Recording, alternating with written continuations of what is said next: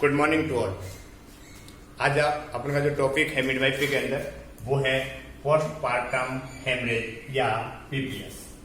तो postpartum haemorrhage क्या होता है या पीपीएस क्या होता है, तो उसके बारे में अपन पूरा डिस्क्रिप्शन पढ़ेंगे।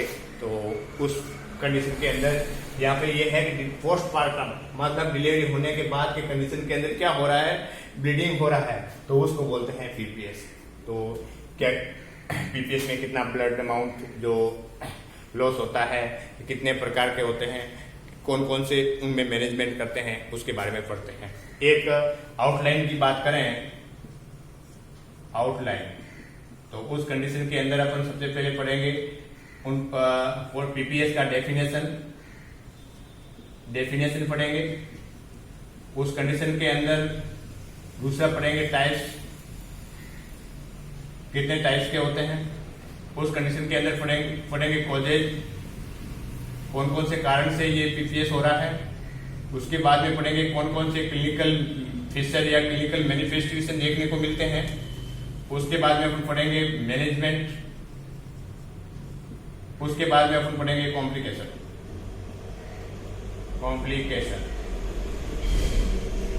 के बारे में पढ़ेंगे। ये अपना इस पीपीएस के अंदर रहेगा। आउटलाइन के अंदर करते हैं अपन स्टार्ट डेफिनेशन से। पीपीएस का एक डेफिनेशन प्रॉपर रूप से आप लोगों को आना चाहिए। डेफिनेशन में है amount of bleeding, amount of bleeding या into the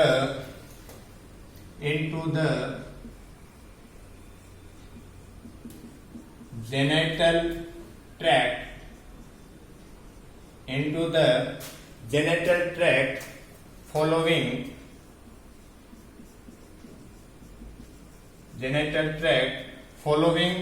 birth of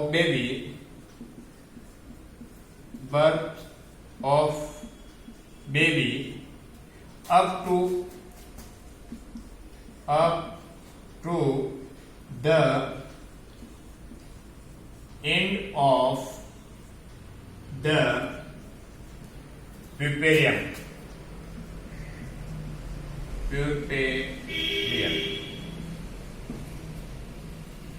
ये रहेगा डेफिनेशन। तो इसमें लिखा हुआ है अमाउंट ऑफ ब्लीडिंग या in the genital tract following birth of baby होने के बाद में। यहाँ पे आया है फॉलोइंग वर्ड आया है, फॉलोइंग मतलब बाद में, ठीक है ना। तो फॉलोइंग बर्थ ऑफ बेबी से लेकर के up to the end of the puerperium तक की कंडीशन के अंदर यदि ब्लीडिंग हो रहा है तो उस कंडीशन के अंदर अपन किस में काउंट करेंगे, पीपीएस के अंदर काउंट करेंगे। यहाँ पे आया है एंड ऑफ द प्यूपेरियम कब कितने दिन तक होता है, 6 वीक्स। तो बर्थ डिलीवरी होने के बाद में, डिलीवरी होने से लेकर के बेबी का बर्थ होने से लेकर के 6 वीक के बीच में यदि ब्लीडिंग हो रहा है तो उस कंडीशन के अंदर अपन किसमें काउंट करेंगे, पीपीएस के अंदर काउंट करेंगे। तो उस कंडीशन के अंदर यदि पीपीएस के अंदर काउंट करेंगे तो उस कंडीशन के अंदर क्या होगा कि पल्स रेट क्या होगा, इंक्रीज होगा। पल्स रेट होगा वो इंक्रीज होगा और बीपी क्या हो जाएगा, फॉलिंग होगा। ब्लड प्रेशर होगा वो हो जाएगा फॉलिंग। तो उस कंडीशन के अंदर पल्स रेट की भी एक एग्जैक्ट बात करें तो उस कंडीशन के अंदर उस पर्सन को क्या देखने का मिलेगा, टेकिकार्डिया देखने को मिलेगा। मतलब कि पल्स रहेगा 122 बीट पर मिनट से मिलेगा, 122 बीट पर मिनट के हिसाब से रहेगा। 100 से ऊपर उसकी पल्स पर्सन की रहेगा। उस कंडीशन के अंदर बीपी फॉलिंग मतलब बीपी डिक्रीज रहेगा। उस कंडीशन के अंदर मैं बात करूं तो सिस्टोलिक बीपी है, सिस्टोलिक जो ब्लड प्रेशर है वो क्या रहेगा, बिलो 70 mm/Hg, ये देखने को मिलेगा। अब बात करते हैं ये मतलब एक पोस्टपार्टम हेमरेज की एक डेफिनेशन हो गई। तो अमाउंट ऑफ द ब्लीडिंग या into the genital tract following the birth of the baby up to the end of the period. तो उस कंडीशन के अंदर जो ब्लीडिंग होता है तो उसको बोलते हैं पोस्टपार्टम हेमरेज। पोस्टपार्टम हेमरेज की कंडीशन के अंदर पल्स रेट वो इंक्रीज हो जाएगी और जिनकी इंक्रीज कितना हो सकता है 122 बीट पर मिनट के हिसाब से इंक्रीज होगा और उस कंडीशन के अंदर बीपी क्या रहेगा, डिक्रीज रहेगा। मोस्टली जो सिस्टोलिक बीपी है वो डाउन रहेगा। ठीक है,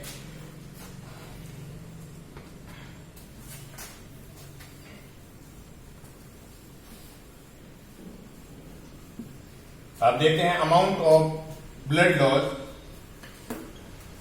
अब इसमें देखा अमाउंट ऑफ ब्लडिंग, ठीक है ना, तो कितना अमाउंट होगा उसमें देखेंगे। अमाउंट ऑफ ब्लड उसके आगे लिखना लाइन में, amount of blood loss, amount of blood loss in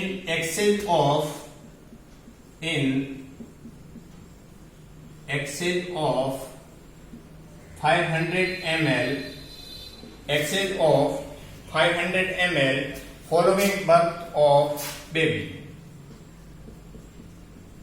following birth of baby। उसके बाद में नेक्स्ट लाइन लिखना है the average blood loss, the average blood loss, the average blood loss following vaginal delivery, following vaginal delivery, vaginal delivery, comma cesarean delivery, cesarean delivery and hysterectomy, and hysterectomy। उस condition के अंदर amount of loss की बात करें तो कितना कितना रहेगा 500 ml, 500 ml, 1000 ml and 1500 ml ये रहेगा। अब मेरे कहने का मतलब हुआ, अब देखो इसके बारे में समझते हैं। Amount of blood loss in excessive of 500 ml following the birth of baby. मेरे कहने का मतलब हुआ, डेफिनेशन के अंदर लिखा था कि आफ्टर द बेबी बर्थ होने से बाद में लेकर के प्यूपेरियल पीरियड तक के बीच में जो ब्लीडिंग होती है उसको पोस्टपार्टम हेमरेज के नाम से जाना जाता है। तो उस कंडीशन के अंदर अमाउंट ऑफ ब्लीडिंग की बात करें कि ब्लड लॉस कितना होगा अबव द 500 ml। यदि 500 से कम है तो उस कंडीशन के अंदर पीपीएस के अंदर काउंट नहीं करेंगे। यदि 500 से ml से ज्यादा है तो उस कंडीशन के अंदर पीपीएस के अंदर काउंट करेंगे। एक कंडीशन ये लागू हो गई है। और उसके बाद में यहाँ पे लिखा हुआ है the average blood loss following vaginal delivery. एक तो वेजाइनल डिलीवरी हो गया, वेजाइनल डिलीवरी, दूसरा हो गया सिजेरियन डिलीवरी, ये हो गया सिजेरियन डिलीवरी, और उसके बाद में हो गया तीसरा हो गया हिस्टेरेक्टोमी। तो इन कंडीशन के अंदर यदि पेशेंट को वेजाइनल ब्लीडिंग करवाया है, वेजाइनल डिलीवरी करवाया है या नॉर्मल डिलीवरी कराया है, उस कंडीशन के अंदर उस पर्सन का जो बर्थ होने के बाद में लेकर के प्यूपेरियल पीरियड के बीच में यदि 500 ml से ज्यादा ब्लड लॉस हो रहा है तो उस कंडीशन के अंदर क्या होगा, पीपीएस के अंदर काउंट करेंगे। यदि सिजेरियन सेक्शन हुआ है और सिजेरियन सेक्शन के अंदर भी यदि 1000 ml से ज्यादा ब्लड लॉस होगा, उस कंडीशन के अंदर मैं ये बोलूंगा, यहाँ पे लिखा हुआ हिस्टेरेक्टोमी। हिस्टेरेक्टोमी का मतलब क्या हुआ, रिमूवल ऑफ यूट्रस। यूट्रस को क्या करना, निकाल देना। तो 500 ml ब्लड का क्या होगा, लॉस होगा। तो तो आपको यहाँ पे एक तो पिपीरियल पोस्ट पार्टम हेमरेज के अंदर आपने ये सीखा है अभी तक कि बेबी का बर्थ होने से लेकर के 50 फीट के बीच में 500 ml से ज्यादा ब्लड लॉस हो रहा है तो उसको बोलते हैं पोस्टपार्टम हेमरेज। उस कंडीशन के अंदर एक एवरेज ब्लड लॉस की बात करें, यदि वेजेनल डिलीवरी हुआ है तो उस कंडीशन के अंदर 500 ml का ब्लड का लॉस होगा। यदि सीजरियन डिलीवरी हुआ है या सीजरियन सेक्शन हुआ है तो उस कंडीशन के अंदर 1000 ml ब्लड का लॉस होगा। और यदि हिस्टेरेक्टोमी किया है तो उस कंडीशन के अंदर एवरेज ब्लड लॉस कितना होगा, 1500 ml ब्लड लॉस होगा। तो ये है अपने डेफिनेशन के अंदर 2 लाइन लिखना नीचे और। अब आगे पढ़ते हैं अमाउंट के अकॉर्डिंग, ड्यूरेशन के अकॉर्डिंग इसको किस किस टर्म से जाना जाता है उसके बारे में अपन पढ़ते हैं।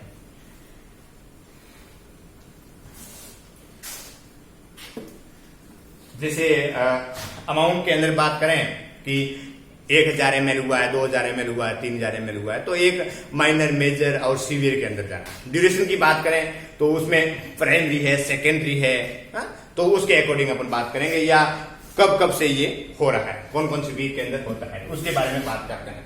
तो सबसे पहले जो बात करेंगे, depend upon the amount of blood loss. Depend upon the amount of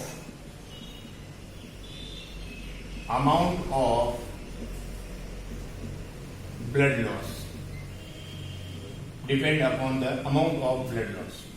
amount of blood loss की बात करें तो उस कंडीशन के अंदर PPS can be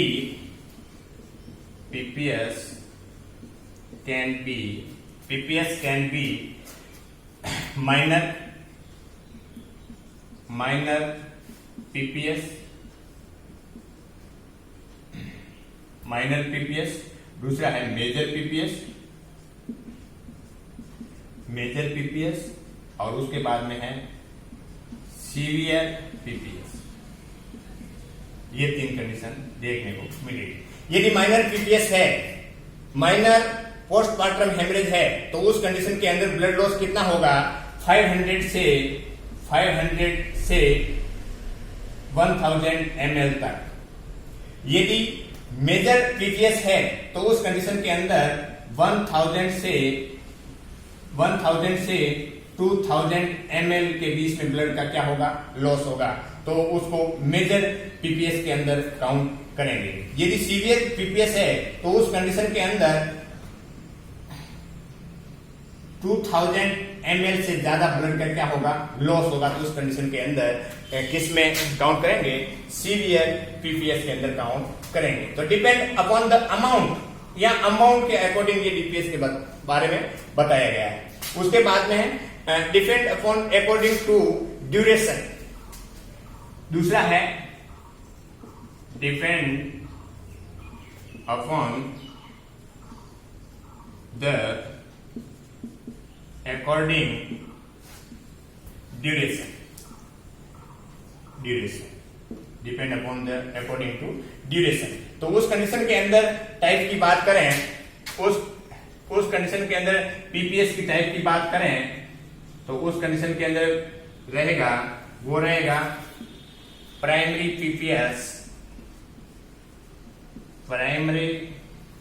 PPS और दूसरा रहेगा सेकेंडरी PPS।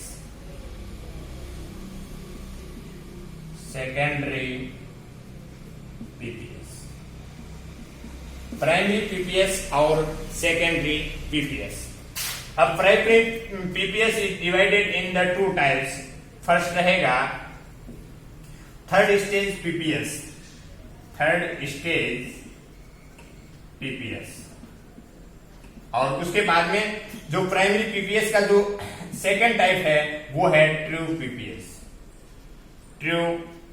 PPS और सेकेंडरी का कोई सब टाइप नहीं है। ये है प्राइमरी PPS का सब टाइप। तो अब इसमें पढ़ते हैं, यहां तक आपको समझ में आ गया होगा कि अमाउंट के अकॉर्डिंग PPS की काउंट की बात करें तो उसको माइनर, मेजर और सीवियर पीपीएस के अंदर काउंट कब कब करेंगे, जब ब्लड लॉस इतना इतना होगा तब।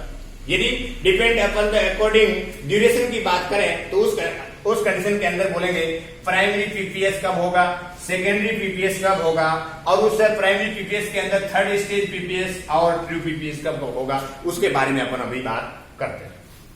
चलिए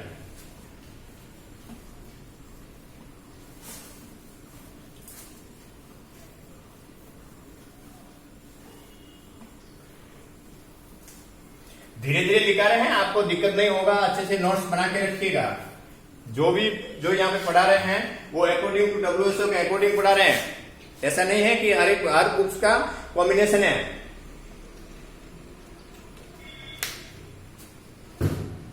अब देखिए प्राइमरी पीपीएस क्या होता है।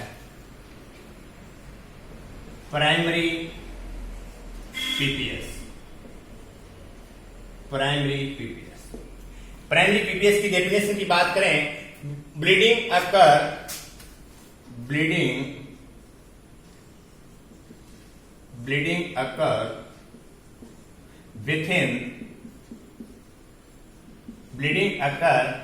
within 24 hour of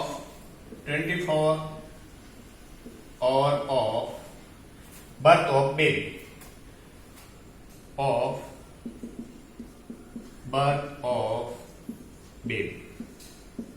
birth of baby। इसके साथ साथ मैं आपको सेकेंडरी पीपीएस की डेफिनेशन लिखा देता हूं ताकि समझ में आएगा। सेकेंडरी पोस्टपार्टम हेमरेज, अब यहां पे लिखा हुआ है bleeding occur within 24 hour of the birth of baby. Baby का बर्थ होने से लेकर के 24 आवर तक के बीच में जो ब्लीडिंग होती है उसको किसमें काउंट करेंगे, प्राइमरी पीपीएस के अंदर काउंट करेंगे। अब सेकेंडरी पीपीएस की बात करें तो उस कंडीशन के अंदर बात करें ब्लीडिंग अकर, यहां पे देखिएगा bleeding occur after 24 hours to within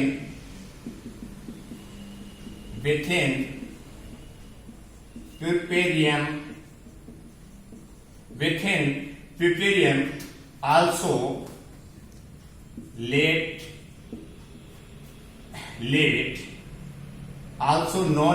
also known as late या डिलेड पीपीएस। अब देखिएगा प्राइमरी पीपीएस की बात करें तो bleeding occur within 24 hour of the birth baby, मतलब बेबी के बर्थ होने से 24 घंटे के बीच में जो ड्यूरेशन के ब्लीडिंग लॉस हो रहा है तो उस कंडीशन के अंदर क्या होगा, प्राइमरी पीपीएस के अंदर काउंट करेंगे। दूसरा है सेकेंडरी पीपीएस की बात किया था, सेकेंडरी पीपीएस तो उस कंडीशन के अंदर ब्लीडिंग अकर आफ्टर 24 आवर, यहां बिफोर था, ठीक है ना, उस कंडीशन के अंदर यह होता है प्राइमरी हो गया after 24 hours to within that puerperal period. मैंने आपको बोला था कि ब्लीडिंग बेबी होने से लेकर के प्यूपेरियल पीरियड के बीच में जो ब्लड लॉस हो रहा है उसको पोस्टपार्टम हेमरेज के नाम से जाना जाता है। तो उसके अंदर बात करें कि प्यूपेरियल पीरियड तक यदि कुछ नजदीकी टाइम के अंदर होता है तो अर्ली हो जाएगा, तो उस कंडीशन के अंदर यहाँ पे प्यूपेरियल पीरियड के बीच मतलब 6 वीक्स तक उस बीच में यदि ब्लीडिंग हो रहा है तो उसको बोल देंगे सेकेंडरी पीपीएस। इसलिए यहाँ पे लिखा हुआ है लास्ट में प्यूपेरियम, उसके बाद लिखा है आल्सो नोन एज लेट या डिलेड पीपीएस। यदि प्यूपेरियल पीरियड तक वो लंबा खींचता है ब्लीडिंग तो उसको डिले प्यूपेरियम या लेट प्यूपेरियम के नाम से, sorry late secondary postpartum haemorrhage के नाम से जाना जाएगा। अब देखते हैं, ये इसका डेफिनेशन कंप्लीट हो गया, सेकेंडरी का कंप्लीट हो गया। अब स्टार्ट करते हैं अपन, इसके अंदर 2 फेज की बात किया था उसके बारे में बात करते हैं। इसके बाद में इसके 2 सब टाइप की बात किया था, सब टाइप जिसके अंदर कौन सा आया था, पहला था third stage primary postpartum haemorrhage. मैं बोल सकता हूं primary postpartum haemorrhage third stage post, इसका सब टाइप की बात है, तो उस कंडीशन के अंदर क्या होगा, इसका डेफिनेशन की बात करें तो उसमें आएगा bleeding occur, bleeding occur before expulsion of placenta, before B-F-O-R, before expulsion of placenta। और उसके बाद में दूसरा टाइप, ये सब टाइप का पहला था और दूसरा क्या था, ट्रू पीपीएस। तो उस कंडीशन के अंदर डेफिनेशन की बात करें, bleeding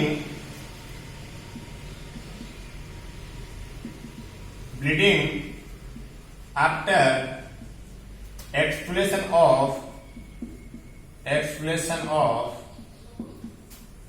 placenta and up to 24 hours। अब मेरे हिसाब से आपको सारे लोगों को समझ में आ गया होगा। मैंने कहूं कि यदि थर्ड स्टेज की बात करें तो थर्ड स्टेज के अंदर bleeding occur before explosion of the placenta. Placenta का एक्सप्लोशन मोस्टली जो 30 मिनट के अंदर हो जाता है, तो उस कंडीशन उससे पहले ब्लीडिंग होता है तो वो होता है third stage primary postpartum haemorrhage. उस कंडीशन के अंदर 500 ml से ब्लड ज्यादा लॉस हो रहा है तो ये कंडीशन लागू होगा। और यदि ट्रू पीपीएस की बात करें, bleeding after exclusion of placenta exclude out करने के बाद से लेकर के अप टू द 24 आवर्स। यदि उस 24 आवर्स से बाद में जाता है तो वो सेकेंडरी में चला जाएगा। तो ये है इसका सब टाइप का एक डेफिनेशन।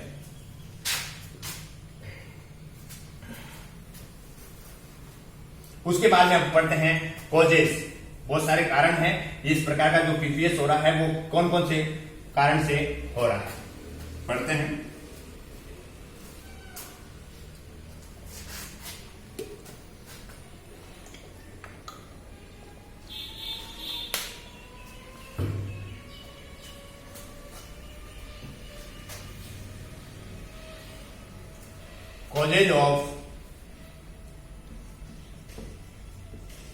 causes of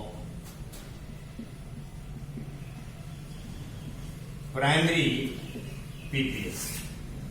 इसका मतलब है सेकेंडरी पीपीएस का कारण भी अपन अलग लगाएंगे, सेपरेट, है ना।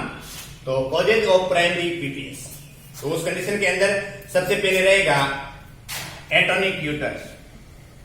पहला रहेगा एटोनिक यूटेरस जो 80% होता है। जो कितने परसेंट होगा? 80%। दूसरा रहेगा ट्रोमेटिक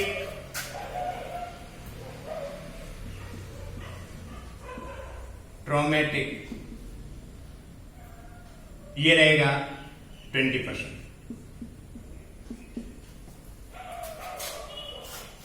ये रहेगा 20%। अब देखो यहां पे आया है एटोनिक यूटरस, मतलब यूटेराइन कॉन्ट्रैक्शन या ये टोन है वो क्या है? अब्सेंट है। तो यहां पे क्या है? Atonic uterus. तो इस कंडीशन के अंदर क्या देखने को मिलेगा? टोन एंड कॉन्ट्रैक्शन क्या रहेगा? अब्सेंट देखने को मिलेगा। Absent atonic uterus. अब इसके अंदर होता क्या है, ये कॉन्ट्रैक्शन नहीं आता है। जब यूटरस के अंदर कॉन्ट्रैक्शन नहीं होगा तो यूटेराइन जो आर्टरी है उसका कंप्रेशन नहीं होगा। जब कंप्रेशन नहीं होगा उस कंडीशन के अंदर ब्लीडिंग होगा। तो अब देखते हैं एटोनिक यूटरस क्यों हो, किस कारण से होता है। एटोनिक यूटरस इस प्रकार का मतलब है कि यूटेराइन कॉन्ट्रैक्शन नहीं आ रहा है और उस कंडीशन के अंदर क्या क्या कारण हो सकते हैं, इसकी बात करें। एटोनिक यूटरस जो 80% होता है और ये मोस्ट कॉमन कॉज है, मोस्ट कॉमन कॉज के अंदर देखने को मिलेगा। एटोनिक यूटरस की बात करें तो उस कंडीशन के अंदर ग्रैंड मल्टीपेरा देखने को मिलेगा। ग्रैंड मल्टीपेरा ग्रैंड मल्टीपेरा की कंडीशन के अंदर एटोनिक यूटरस हो सकता है। ओवर डिस्टेंशन ऑफ यूटरस, उसके बाद में है over distance of uterus. Uterus का क्या होगा, ओवर डिस्टेंस हो गया है, बड़ा हो गया है, उस कंडीशन के अंदर वो है कॉन्ट्रैक्शन और रिलैक्सेशन नहीं कर पा रहा है, उस कंडीशन के अंदर भी एटोनिक यूटरस देखने को मिल सकता है। उसके बाद में है माल न्यूट्रिशन, उसके अंदर है माल न्यूट्रिशन एंड एनीमिया, एनीमिया की कंडीशन के अंदर भी ये देखने को मिल सकता है। उस कंडीशन में prolonged labour, prolonged labour, prolong labour है, उस कंडीशन के अंदर भी देखने को मिल सकता है। उसके बाद में एनेस्थेसिया, ये पेशेंट को एनेस्थेसिया दिया है, एनेस्थेसिया, एनेस्थेसिया दिया है, या उस कंडीशन के अंदर too rapid delivery of baby, too rapid delivery of baby, too rapid delivery of baby. उसके बाद में है पुलिंग कॉर्ड, ये भी उस कंडीशन के अंदर कॉर्ड को खींचा है जल्दबाजी में, पुलिंग कॉर्ड, CORD। अब एटोनिक यूटरस का मतलब है कि उस कंडीशन के अंदर यूटरस के अंदर कॉन्ट्रैक्शन और टोन का क्या होता है, अब्सेंट देखने को मिला है। जब टोन और कॉन्ट्रैक्शन अब्सेंट रहेगा, उस कंडीशन के अंदर यूट्राइन आर्टरी के अंदर कंप्रेस नहीं होगा, और यूट्राइन के अंदर जब प्लेसेंटा सेपरेट होता है, सेपरेशन होता है, तो उस कंडीशन के अंदर यूट्राइन जो साइनस होते हैं वो ओपन रह जाते हैं। तो ओपन रहेगा तो ब्लीडिंग होना है, उस कंडीशन के अंदर उसके कॉन्ट्रैक्शन आना चाहिए, और कॉन्ट्रैक्शन आएगा तब तो ब्लीडिंग रुकेगी। तो उस कंडीशन के अंदर यहाँ पे क्या हो रहा है, एटोनिक यूटरस होता है, उस कंडीशन के अंदर पीपीएस होने के कारण हो सकता है। तो एटोनिक यूटरस है वो 80% पीपीएस का कारण बनता है। तो एटोनिक यूटरस की बात करें तो ये किस कारण से हो सकता है, यहाँ पे एक ग्रैंड मल्टीपेरा, उस कंडीशन के है over distance of uterus, uterus का है डिस्टेंसर हो गया है, मल्टीपेरा है, ग्रैंड मल्टीपेरा, उस कंडीशन के अंदर माल न्यूट्रिशन की वजह से हो सकता है, उस person is suffering from the anaemia, उस कंडीशन के अंदर हो सकता है। ए प्रोलॉन्ग्ड लेबर, लंबे समय से लेबर की कंडीशन में है, तो उस कंडीशन के अंदर हो सकता है। और ये पेशेंट को क्या दिया है, एनेस्थेसिया दिया है, उस कंडीशन के अंदर उसमें सुन्न आ गया है, संपना हो गया है, उस कंडीशन के अंदर too rapid delivery of baby, rapid delivery करवाया है, उस कंडीशन के अंदर भी पीपीएस हो सकता है। और दूसरा है पुलिंग कॉर्ड, जो एबनॉर्मल पुलिंग कॉर्ड किया है, जिसकी वजह से पीपीएस कॉज हो सकता है। ये आएगा अपने एटोनिक यूटरस के अंदर। अब देखते हैं ट्रोमेटिक, ट्रोमेटिक मतलब ट्रॉमा, इंजुरी, ठीक है ना, इंजुरी की वजह से पीपीएस हो सकता है। पहले अपन ने जो पढ़ा है वो पढ़ा है एटोनिक के अंदर। एटोनिक मतलब यूट्राइन कॉन्ट्रैक्शन और टोन है वो एब्सेंट है। दूसरा है ट्रॉमेटिक, ट्रॉमेटिक जो कितना परसेंट है, 20%, 80% और 20% कितना हो गया, 100%। अब इसमें लिखिएगा trauma to the, trauma to the genital tract, genital tract following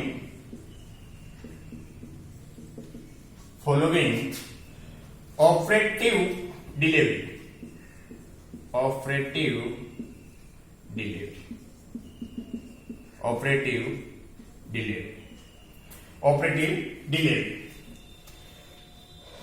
अब देखिएगा इस कंडीशन के अंदर क्या हुआ है, trauma is the genital tract, यहां पे यूट्रस का कोई लेना देना नहीं है, यहां पे जेनेटल ट्रैक्ट है, उसके अंदर ब्लीडिंग हो रहा है ड्यू टू, यहां पे लिखा हुआ है फॉलोइंग, फॉलोइंग मतलब किसके बाद, ऑपरेटिव डिलीवरी, ऑपरेशन, ये चीजें सिजेरियन सेक्शन किया है, या सिजेरियन सेक्शन हुआ है, या इंस्ट्रूमेंट डिलीवरी हुआ है, इंस्ट्रूमेंट डिलीवरी हुआ है, किसी इंस्ट्रूमेंट की वजह से उस कंडीशन के अंदर जेनेटल ट्रैक्ट के अंदर इंजरी हुआ है, ट्रॉमा हुआ है, और उस ट्रॉमा इंजरी की वजह से क्या हो रहा है, ब्लीडिंग हो रहा है, तो उसको बोलते हैं ट्रॉमेटिक, ट्रॉमेटिक कॉजेज के अंदर आएंगे। उसके बाद में जैसे इंस्ट्रूमेंट हुआ, वेजिनल डिलीवरी करवाया, ये उस कंडीशन के अंदर देखने को मिल सकता है। उसके बाद में है, दो कारण हो गए, उसके बाद में तीसरा कारण रिटेन टिश्यू, थर्ड में retain tissue retained tissue bits of placenta, bits of placenta, bits of placenta, जिसके अंदर उसके बाद में आएगा ड्रग्स। ड्रग्स के अंदर क्या आएगा, टोकोलाइटिक ड्रग देता ना, टोकोलाइटिक ड्रग्स। यूट्राइन कॉन्ट्रैक्शन को क्या कर रहा है, कम कर रहा है, तो उस कंडीशन के अंदर यूट्राइन आर्टरी कंप्रेस कम होगी, उसकी वजह से पीपीएस हो सकता है। टोकोलाइटिक ड्रग्स, उसके बाद में मैग्नीशियम सल्फेट ड्रग्स के अंदर कौन कौन सी आएगी, टोकोलाइटिक ड्रग्स रहेगी, मैग्नीशियम सल्फेट रहेगा MgSO4, और दूसरा रहेगा निफेडिपाइन,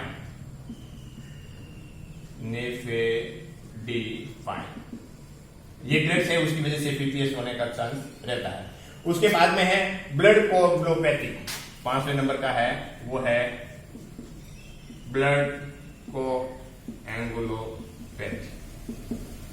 ये इसके अंदर आएगा।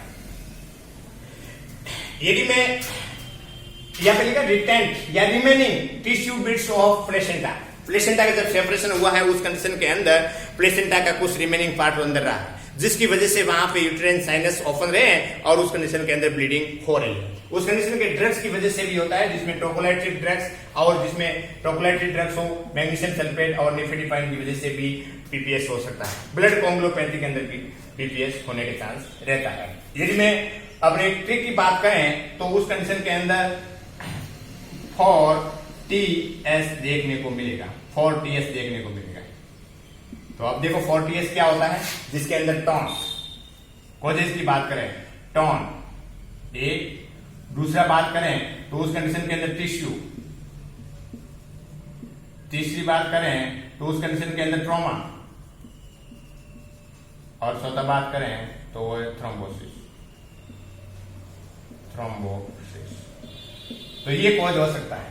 देखो टोन मतलब एब्सेंट टोन है, एटोनिक यूट्रस है, टिश्यू के बिट से जो रिमेनिंग है उस कंडीशन के अंदर ट्रोमेटिक है, ट्रोमा है, और उसके बाद में है थ्रोम्बोसिस। अब देखते हैं कॉज ऑफ सेकेंडरी पीपीएस। ये कौन सा कॉज था, प्राइमरी का। अब देखते हैं सेकेंडरी के अंदर कौन कौन से कॉज देखने को मिलेंगे। सेकेंडरी पोस्टपार्टम हेमरेज के अंदर कौन कौन से कॉजेज देखने को मिलेंगे।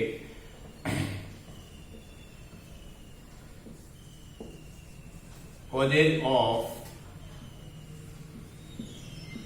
Secondary PPS, causes of secondary PPS. तो सेकेंडरी पीपीएस के अंदर क्या होगा कि उस कंडीशन के अंदर retained bits of membrane, retained bits of membrane, membrane ये कॉमनेस्ट होता है, सबसे common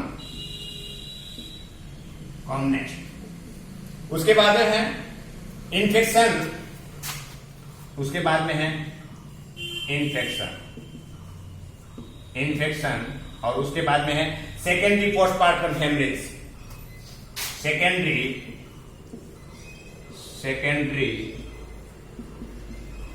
postpartum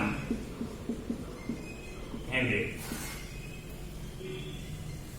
secondary postpartum haemorrhage from caesarean section, from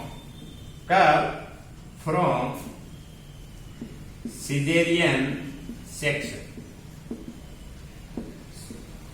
from caesarean section. तो ये अपने हो गया सेकेंडरी कॉजेज के अंदर आएगा। सेकेंडरी क्या है, रिटेंड बिट्स ऑफ मेम्ब्रेन, जो प्लेसेंटा का जो बिट्स है वो मेम्ब्रेन है वो अंदर रहेंगे, उसकी वजह से हो रहा है, या कोई इन्फेक्शन हुआ है, इन्फेक्शन के कारण भी पीपीएस हो सकता है। और उसके बाद में secondary postpartum haemorrhage from caesarean section, यदि सिजेरियन सेक्शन हुआ है उस कंडीशन के अंदर पीपीएस हो रहा है तो उस कंडीशन के अंदर ये सेकेंडरी कॉजेज के अंदर आएगा। अब देखते हैं clinical feature, clinical feature.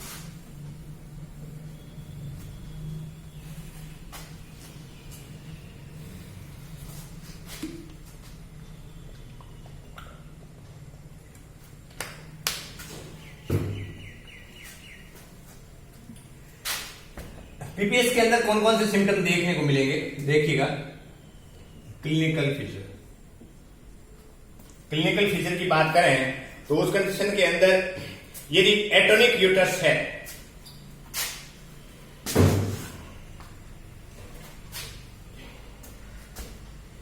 वेजिनेबिलिटी visible, सबसे पहले रहेगा visible vaginal bleeding, visible vaginal bleeding. उसके बाद में हार्ड एंड फर्म टेंडरनेस देखने को मिलेगा। दूसरा है हार्ड एंड फर्म एंड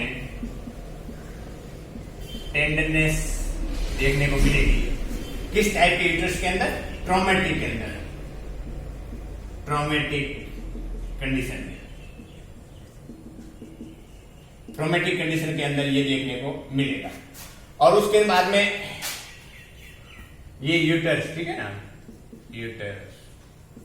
और अब देखो uterus soft and non tenderness, non tenderness, उसके अंदर कोई टेंडरनेस नहीं रहेगी, उसके अंदर कॉन्ट्रैक्शन नहीं रहेगा। ये किस टाइप के कॉजेज में मिलेगा? एटोनिक यूटरस के अंदर, एटोनिक यूटरस के अंदर देखने को मिलेगा यूटरस। ये सिम्टम देखने को मिलेगा। उसके बाद में देखने को मिलेगा increase pulse rate, increase pulse rate and falling BP, blood pressure. मैंने आपको बता दिया था सिस्टोलिक बीपी और पल्स रेट कितना कितना बढ़ेगा उसके बारे में। उसके बाद में रहेगा एटोनिक यूटरस, एटोनिक यूटरस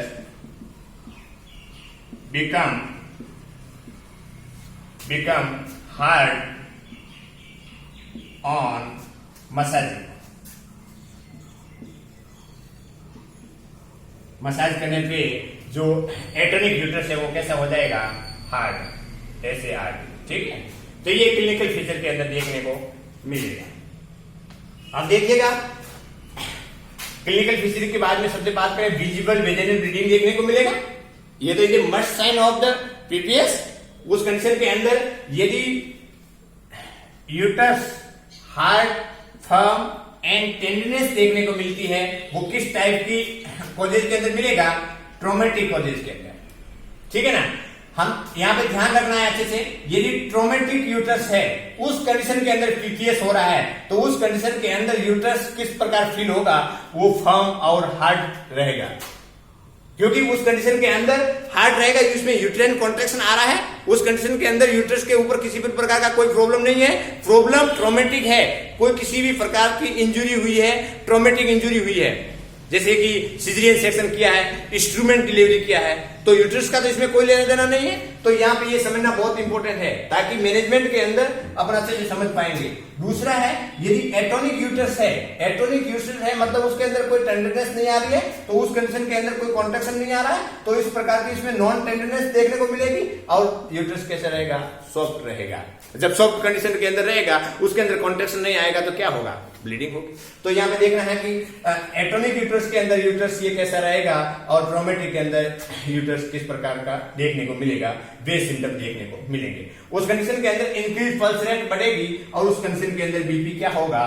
कम देखने को मिलेगा। उस कंडीशन के अंदर atonic uterus become hard on massage. इसका जो एटोनिक यूट्रस है, उस कंडीशन के अंदर उसको क्या करेंगे? मसाज करेंगे, तो मसाज करने के कारण वो क्या है? हार्ड हो जाएगा, उसके अंदर कॉन्ट्रैक्शन आने लग जाएंगे। तो ये सिम्टम देखने को मिलेंगे। अब देखते हैं मैनेजमेंट। मैनेजमेंट इसका इंपॉर्टेंट है, तो देखते हैं इसकी पीपीएस की कौन कौन सी मैनेजमेंट है, कैसे मैनेजमेंट करते हैं, कैसे ट्रीट करते हैं।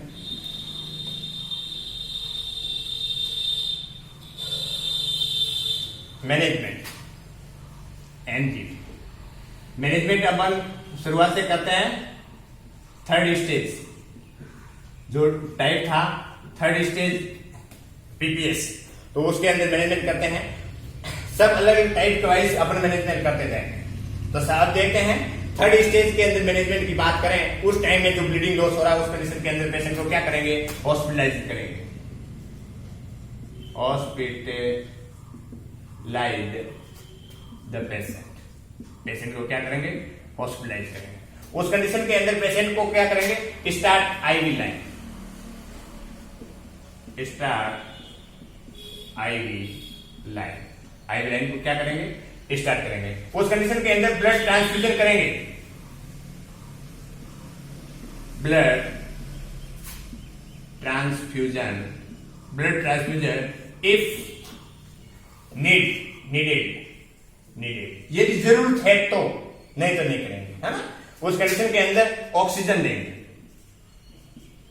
ऑक्सीजन एडमिनिस्टर, इसके अंदर इफ नीडेड यदि जरूरत है तो ऑक्सीजन प्रोवाइड करेंगे।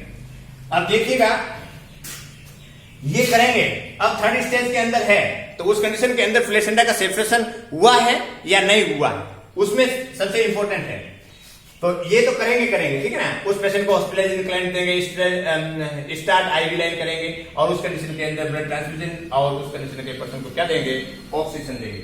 अब देखिएगा थर्ड स्टेज ऑफ लेबर का मैनेजमेंट कर रहे हैं, उस कंडीशन के अंदर क्या हो रहा है, प्लेसेंटा का सेपरेट हुआ है या नहीं हुआ है, उसके अंदर अपन ट्रीटमेंट, उसके अकॉर्डिंग अपन ट्रीटमेंट करते हैं। तो अब देखते हैं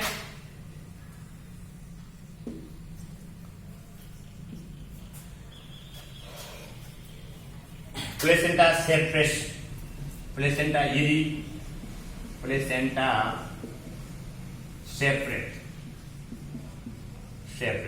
यदि प्लेसेंटा सेपरेट मतलब अलग हो गया है, या प्लेसेंटा नॉट सेपरेट, या प्लेसेंटा नॉट सेपरेट मतलब प्लेसेंटा अलग हुआ है या नहीं हुआ है, तो उस कंडीशन के अंदर क्या ट्रीटमेंट करेंगे। तो अपन देखते हैं प्लेसेंटा सेपरेट नहीं हुआ, प्लेसेंटा सेपरेट हुआ है तो उस कंडीशन के अंदर पेशेंट को क्या करेंगे, fundal pressure and control traction करेंगे। Fundal pressure and control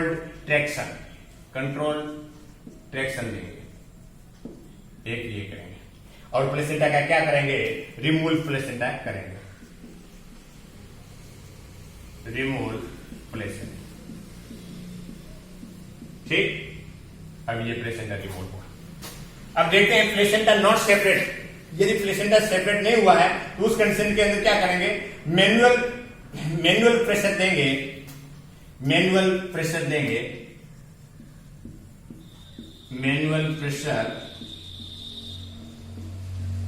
under जीए,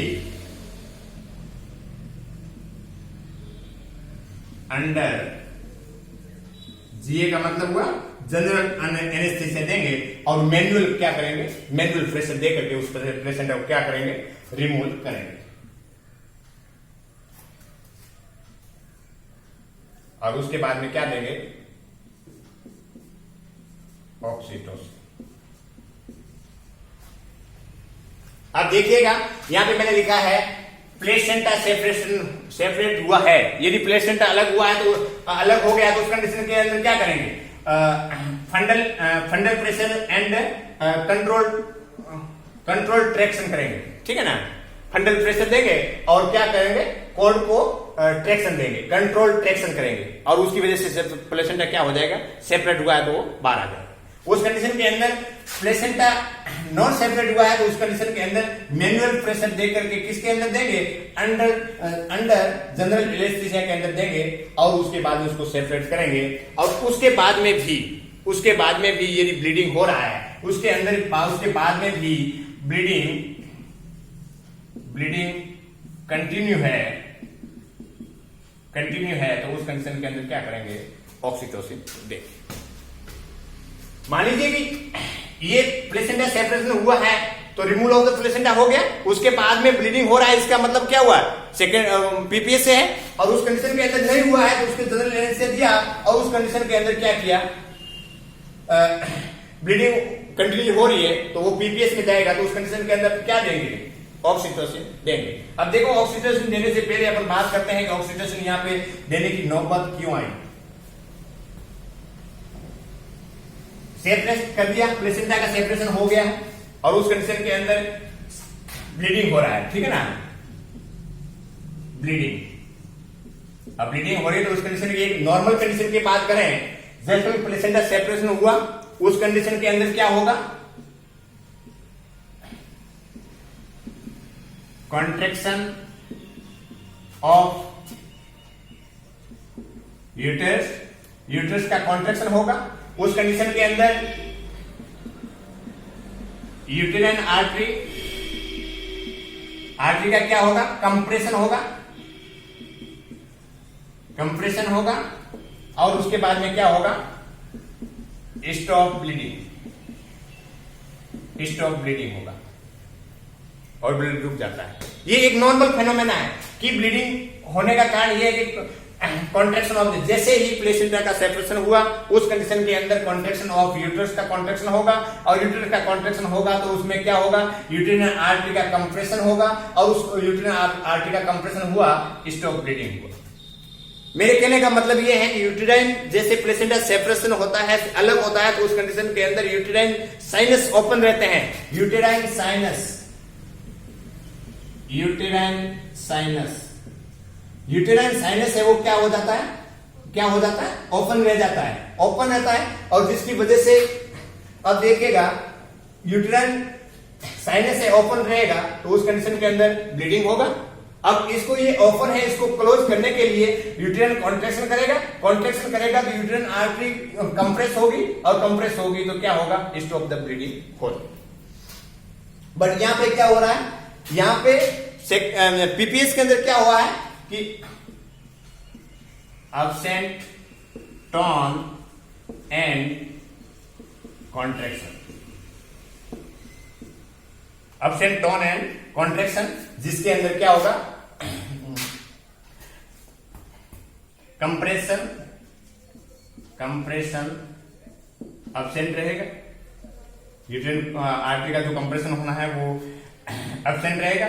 उस कंडीशन के अंदर uterine artery, uterine artery not compressed, not compressed और क्या हो जाएगा, पीपीएस। देखिए तो उस कंडीशन के अंदर यूटेराइन आर्टरी नॉट कंप्रेस्ड, क्योंकि यूटेराइन आर्टरी का कॉन्ट्रैक्शन हो ही नहीं रहा है, उस कंडीशन के अंदर क्या क्या यूट्रस के अंदर कॉन्ट्रैक्शन लाना है और कॉन्ट्रैक्शन लाने के लिए कौन सा ड्रग्स देते हैं, ऑक्सीटोसिन। उस कंडीशन के अंदर ये पीपीएस होगा। नॉर्मल कंडीशन के अंदर किस प्रकार से स्टॉप ब्लीडिंग होता है और यहाँ पे एटोनिक यूट्रस है, उस कंडीशन के अंदर एब्सेंट टोन और कॉन्ट्रैक्शन रहेगा जिसकी वजह से कंप्रेशन एब्सेंट रहेंगे, जिससे यूटेराइन आर्टरी का कंप्रेशन नहीं होगा और जिसकी वजह से क्या होगा, पीपीएस देखने को मिलेगा। तो उस कंडीशन के अंदर एटोनिक यूट्रस है, उस कंडीशन के अंदर यूट्रस के अंदर कॉन्ट्रैक्शन लाना जरूरी है और तो उस कंडीशन के अंदर अपन कौन सी ड्रग्स देंगे, ऑक्सीटोसिन। कौन सी ड्रग्स देंगे, ऑक्सीटोसिन ड्रग्स देंगे। अब देखो मैंने आपको लिखाया था वहां पे ऑक्सीटोसिन ड्रग्स, ऑक्सीटोसिन, ऑक्सीटोसिन 500 लिखेगा, 500 ml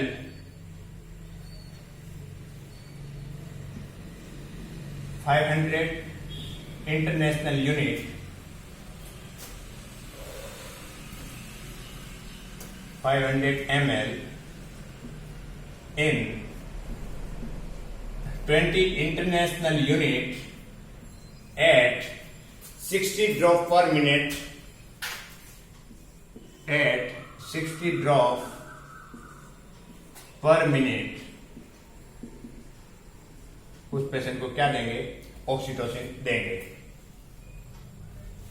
और उस कंडीशन के अंदर क्या होगा, यूटेराइन आर्टरी का क्या होगा, कंप्रेशन होगा, कंप्रेशन होगा और उसके स्टॉप ब्लीडिंग, स्टॉप ब्लीडिंग होगा कि नहीं होगा, यही देखने को मिले।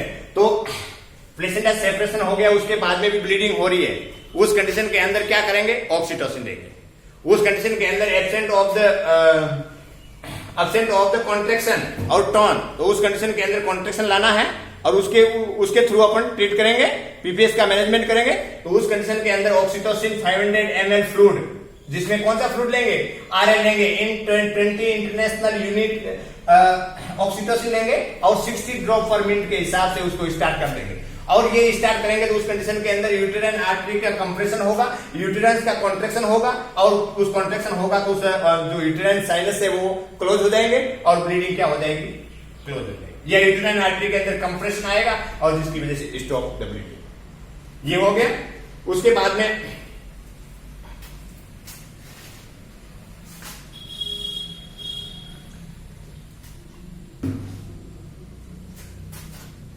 अब देखते हैं true PPS management of third stage का आपने देख लिया। अब देखते हैं मैनेजमेंट ऑफ ट्रू पीपीएस।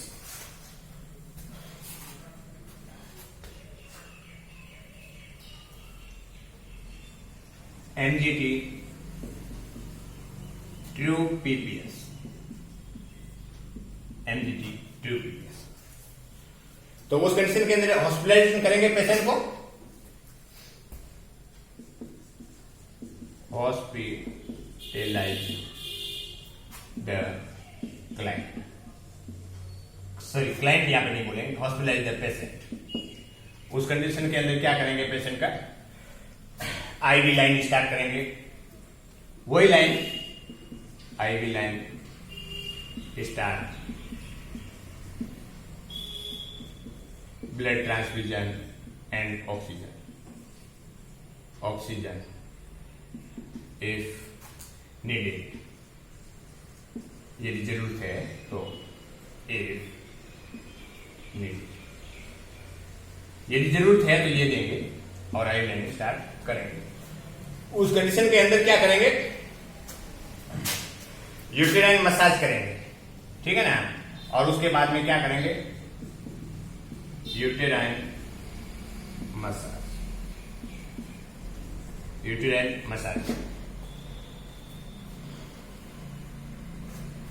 उसके बाद में आईवी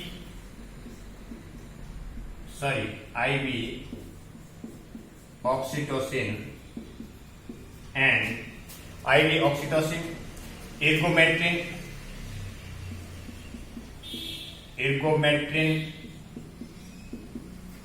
एंड मेथर्जिन देंगे,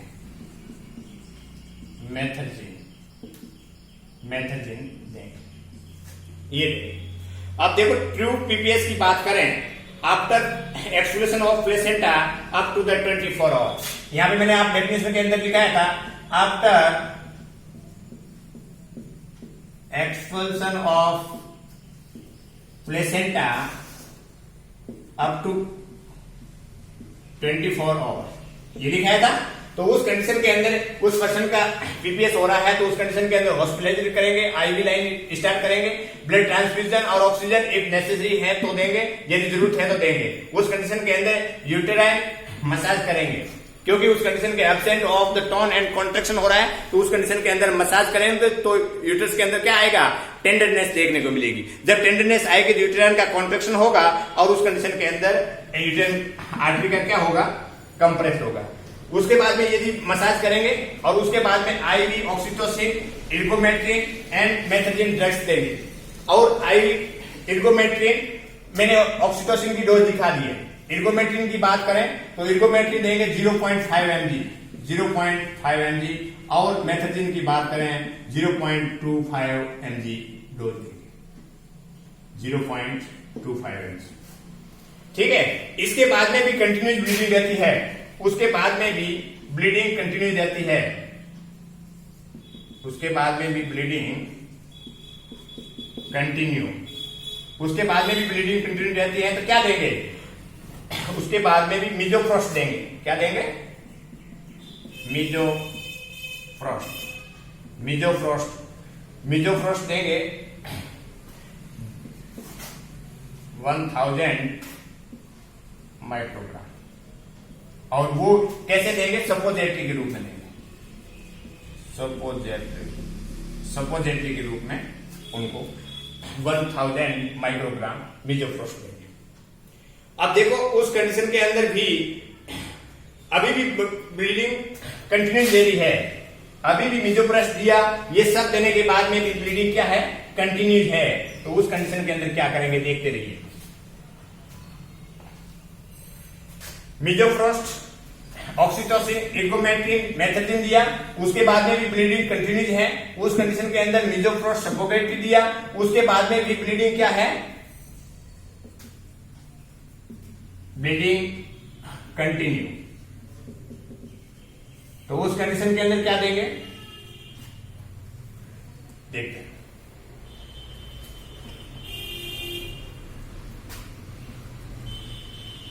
उस कंडीशन के अंदर करेंगे यूटेराइन टेम्पोनेट, यूटेराइन टेम्पोनेट करेंगे। उस कंडीशन के अंदर करेंगे यूटेराइन टेम्पोनेट, यूटेराइन टेम्पोन करेंगे, ठीक है ना। तो अब देखो ये क्या होता है, यूटेराइन टेम्पोनेट या मैन्युअली कंप्रेशन करेंगे। Tight packing of genital tract, इसमें क्या करेंगे, यूटेराइन टेम्पोनेट के अंदर करेंगे, पहला है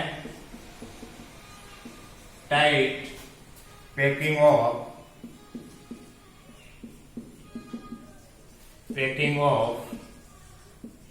जेनिटल ट्रैक्ट, जेनिटल ट्रैक्ट को क्या करेंगे, टाइट पैकिंग करेंगे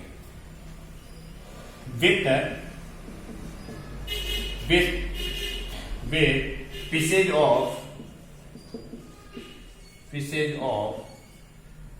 कॉटन, गोज, GAUGE, गोज से क्या करेंगे, पीसेज से क्या करेंगे, टाइट पैकिंग करेंगे। अब गोज की बात करें कि ये यहां पे लिखिए GAUGE, इसको बोलते हैं गोज। अब कितना गोज लेंगे, किस टाइप का, किस साइज का लेंगे, तो गोज की बात करें तो gauze 5 metre long, 5 metre long and 8 centimetre wide, ये इतना मोटा लेंगे। उसके बाद में सॉफ्ट इन एंटीसेप्टिक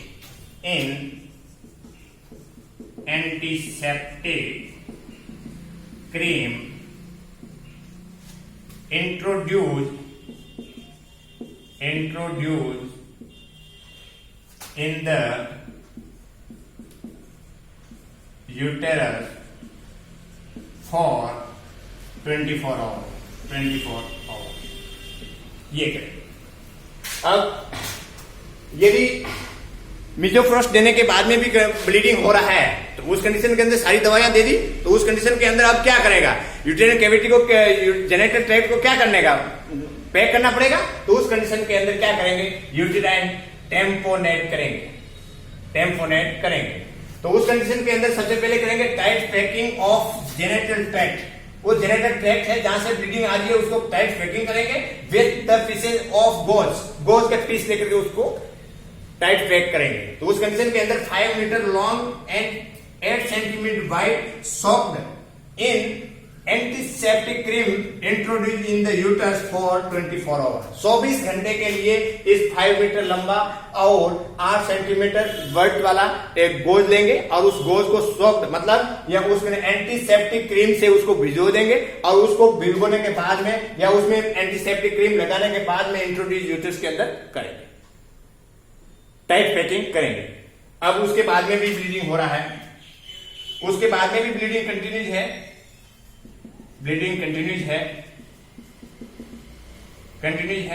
तो उस कंडीशन के अंदर एक और करेंगे जो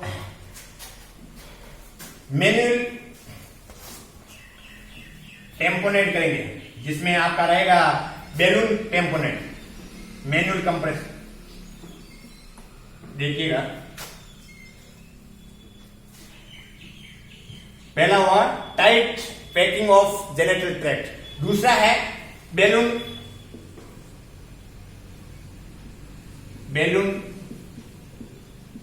टेम्पोनेट। अब बैलून टेम्पोनेट के अंदर क्या करेंगे, उस कंडीशन के अंदर क्या करेंगे, balloon of follies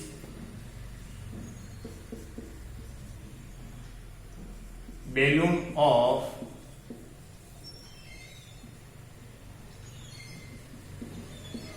Foley's catheter या condom catheter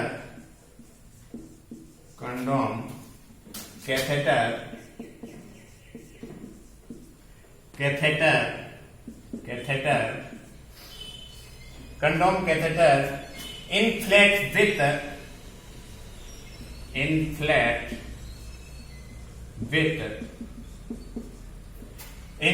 with normal saline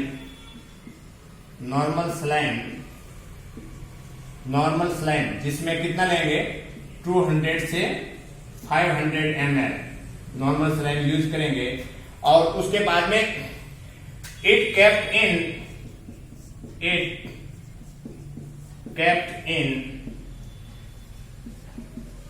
uterine cavity for 26 hours. Then bleeding continues. उसके बाद में भी कंटिन्यूस ब्लीडिंग हो रहा है. Then उसके बाद में भी ब्लीडिंग कंटिन्यूस है. अब देखिए इसमें मैंने क्या लिखा है आपको देखिएगा. इसमें बैलून टेम्पोनेट करवाया है. अब देखिएगा पहले क्या था, टाइट पैकिंग किया था. तो उस कंडीशन के अंदर अब जो टाइट पैकिंग किया था उस कंडीशन के बाद में भी ब्लीडिंग हो रही है.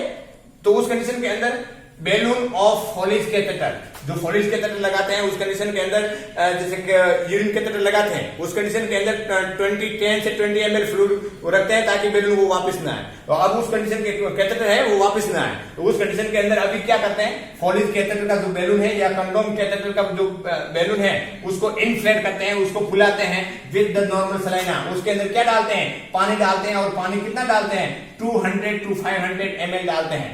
जैसे ही वहां पे यूट्रस के अंदर इतना पानी डाल करके उसको इन्फ्लेट करेंगे तो जहां पे ब्लीडिंग होगी वहां पे ट्रैक्शन होगा और वहां पे सपोर्ट रहेगा और उसकी वजह से ब्लीडिंग कंट्रोल हो सकती है. तो it kept in uterine cavity for 46 hour के लिए वहां पे वो बैलून को प्रेस करके रखेंगे और उस वजह से सपोर्ट रहेगा और स्टॉप द ब्लीडिंग होने का चांस रहेगा. बट यहाँ पे पीपीएस का कंडीशन के अंदर अभी भी ब्लीडिंग कंट्रोल नहीं हो रही है. तो क्या करेंगे देखते जाइए. अभी भी नहीं हो रहा है तो देखिए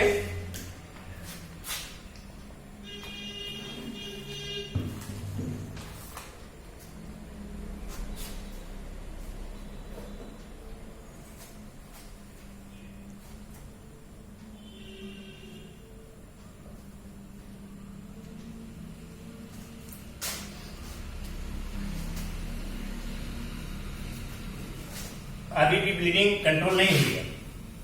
इसका मतलब है कि अब इसको और आगे प्रोसीजर करने की जरूरत है. अब करेंगे यूटेराइन आर्टरी का क्या करेंगे, लाइगेट करेंगे. यूटेराइन आर्टरी का क्या करेंगे, लाइगेट लिगेशन करेंगे, है ना. यूटेराइन आर्टरी का लिगेशन करेंगे, उसको बांध देंगे. उसके बाद में भी उस बांधने के बाद में भी यूटेराइन आर्टरी को लिगेशन करने के बाद में भी ब्लीडिंग कंटिन्यूज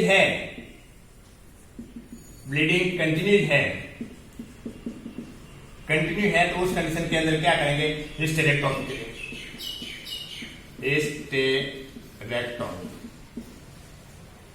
हिस्टेरेक्टोमी का मतलब क्या हुआ, रिमूवल ऑफ यूटरस को क्या करेंगे, रिमूव कर देंगे. अब कहां से ब्लीडिंग होगा, तो उस कंडीशन के अंदर ये यूटेराइन आर्टरी लिगेशन करेंगे. उसके बाद में भी ब्लीडिंग हो रहा है तो उस कंडीशन के अंदर लास्ट ऑप्शन रहता है हिस्टेरेक्टोमी करने पड़ते हैं. यहां पर रेक्टोमी है, removal of the uterus, remove है ना. तो रिमूवल ऑफ द यूटरस करेंगे. ये है अपन के प्राइमरी पीपीएस का मैनेजमेंट जिसके अंदर थर्ड स्टेज और ट्रू पीपीएस के बारे में अपन पढ़ा. उसके बाद में अब सेकेंडरी पीपीएस का क्या मैनेजमेंट है वो देखते हैं. सेकेंडरी पीपीएस का जो मैनेजमेंट है उसके बारे में देखते हैं.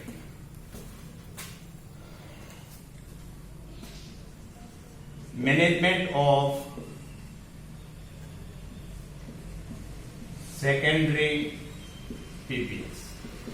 तो मैनेजमेंट ऑफ सेकेंडरी पीपीएस की बात करें तो उस कंडीशन के अंदर कॉजेज की बात करें तो रिटेन बाइट्स ऑफ प्लेसेंटा हो रहा था। उस कंडीशन के अंदर क्या कॉजेज क्या था उसमें?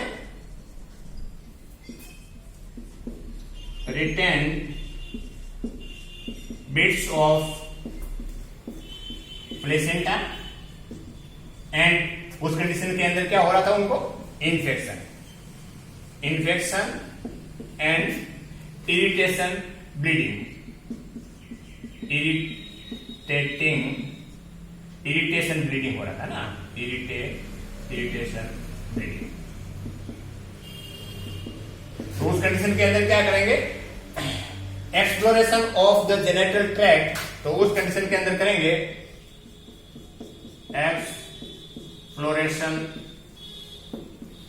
Of genital tract, exploration of the genital tract and remove the part of placenta, remove part of placenta, ये करेंगे। उसके बाद में क्या करेंगे? फुट इलेवेटेड करेंगे, फुट इलेवेटेड। उसके बाद में करेंगे फुट इलेवेटेड पोजिशन। बस उस कंडीशन के अंदर सेकेंडरी पोस्टमार्टम हेमरेज हुआ है तो उस कंडीशन के अंदर इन्फेक्शन हुआ है तो उस कंडीशन के अंदर एंटीबायोटिक थेरेपी दे सकते हैं। ठीक है ना? उस कंडीशन के अंदर मैनेजमेंट को infection to prevent the infection, antibiotics. अब देखिएगा कि management of the second stage of postpartum haemorrhage की बात करें, सॉरी सेकेंड स्टेज नहीं, सेकेंडरी पोस्टमार्टम हेमरेज की बात करें तो उस कंडीशन के अंदर कॉजेज के अंदर क्या था? Retained bits of the placenta. उस कंडीशन के अंदर इन्फेक्शन हुआ था और ये इरिटेशन ब्लीडिंग देखने को मिल रही थी। तो उस कंडीशन के अंदर यहाँ पे क्या करेंगे? Exploration of the genital tract, genital tract को क्या करेंगे? एक्सप्लोर करेंगे, खोलेंगे, देखेंगे और उस कंडीशन के अंदर वो जो बिट्स ऑफ प्लेसेंटा पार्ट है उसको क्या करेंगे? रिमूव करेंगे और उस कंडीशन के अंदर फुट एलिवेटेड पोजीशन देंगे, मतलब पैर ऊपर की तरफ रखेंगे ताकि उस कंडीशन के अंदर उसके ब्लीडिंग को रोका जा सके। उस कंडीशन के अंदर इन्फेक्शन है तो एंटीबायोटिक ड्रग्स देंगे। तो ये आज अपन का जो पीपीएस था वो कंप्लीट हो गया है। उसके बाद में कॉम्प्लिकेशन लिखा देता हूं कौन कौन सी कॉम्प्लिकेशन होगा। तो कॉम्प्लिकेशन की बात करें, लास्ट में है कॉम्प्लिकेशन।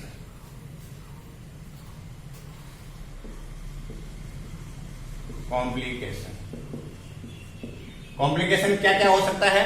तो कॉम्प्लिकेशन की बात करें, हेमरेज,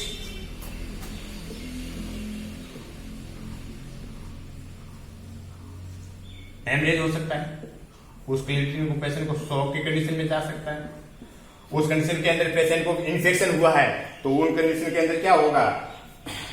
इन्फेक्शन हुआ है तो उस कंडीशन के अंदर है प्यूपेरियल सेप्सिस। उस कंडीशन के अंदर क्या होगा? प्यूपेरियल सेप्सिस, प्यूपेरियल सेप्सिस मतलब ड्यूरिंग द प्यूपेरियल फ्लूइड के अंदर जो इन्फेक्शन होता है उसको बोलते हैं प्यूपेरियल सेप्सिस, देखने को मिलेगा। ये कॉम्प्लिकेशन के अंदर है।